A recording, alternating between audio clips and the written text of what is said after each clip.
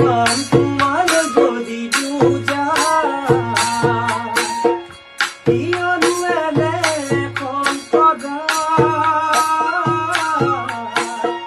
তুলি কি নয়ে কোনো কুয়া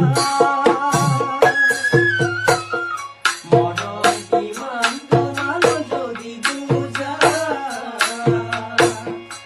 ইয়নু এনে এখন কদা তুলি কি নয়ে কোনো কুয়া ও তুমি যে তোমাখা তুমি যে ভগবান জানানে তুমি